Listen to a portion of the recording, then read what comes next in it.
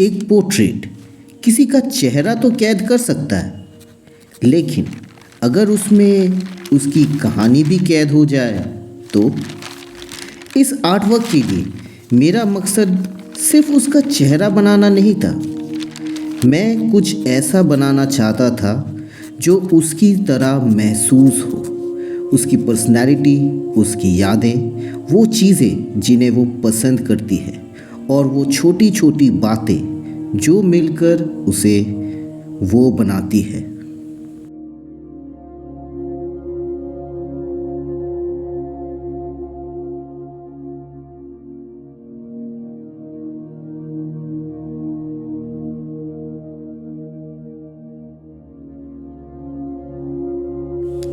मैंने शुरुआत उस हिस्से से की जो इस पूरी आर्टवर्क में हमेशा सबसे ज़्यादा महत्वपूर्ण रहने वाला था, उसका चेहरा।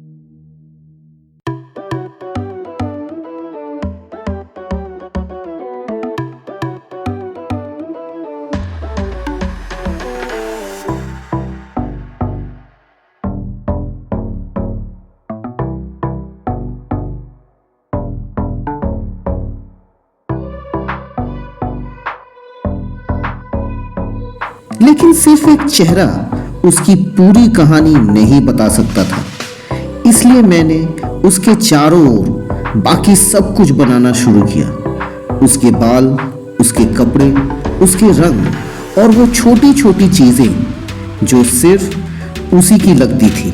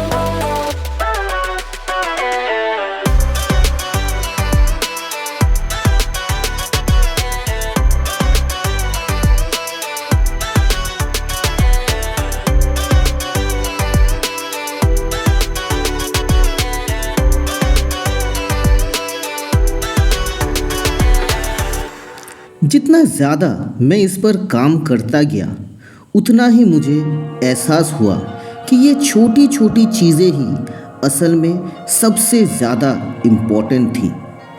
ये सिर्फ सजावट नहीं थी, हर एक चीज़ उसके बारे में कुछ ना कुछ बयां करती थी।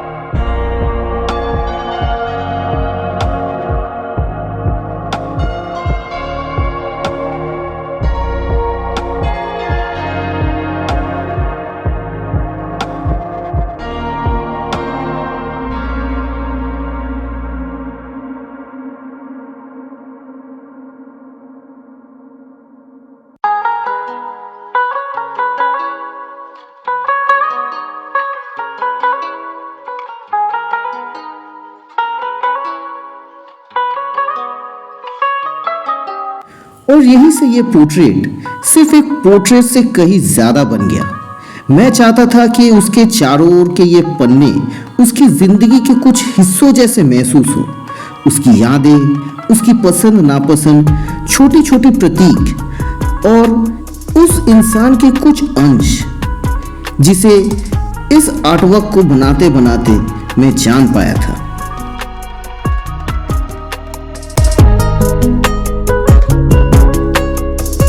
इनमें से हर एक प्रतीक उसकी जिंदगी के एक हिस्से को दर्शाता है। कुछ प्रतीक उसके पेशे, शौक, उसकी पसंद से जुड़े हैं, तो कुछ उसकी इच्छाओं और उन जगहों को दर्शाता है जहां वो जाना चाहती है।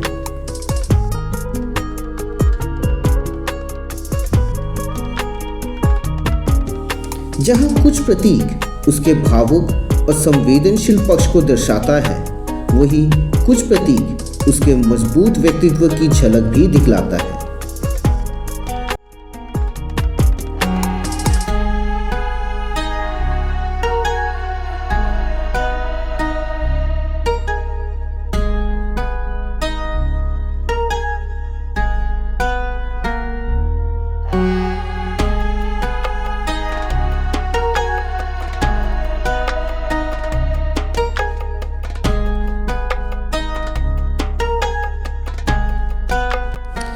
जब ये सारी छोटी छोटी चीजें एक साथ जुड़ गई, तब जाकर ये पोर्ट्रेट मुझे पूरी तरह मुकम्मल लगा।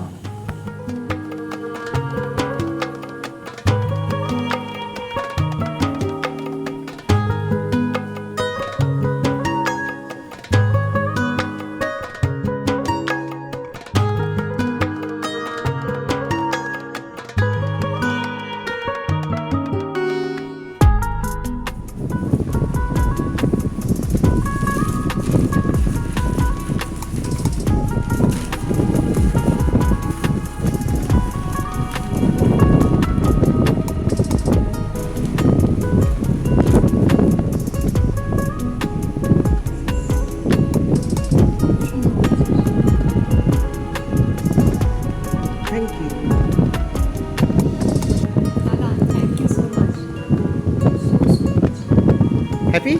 Very very happy.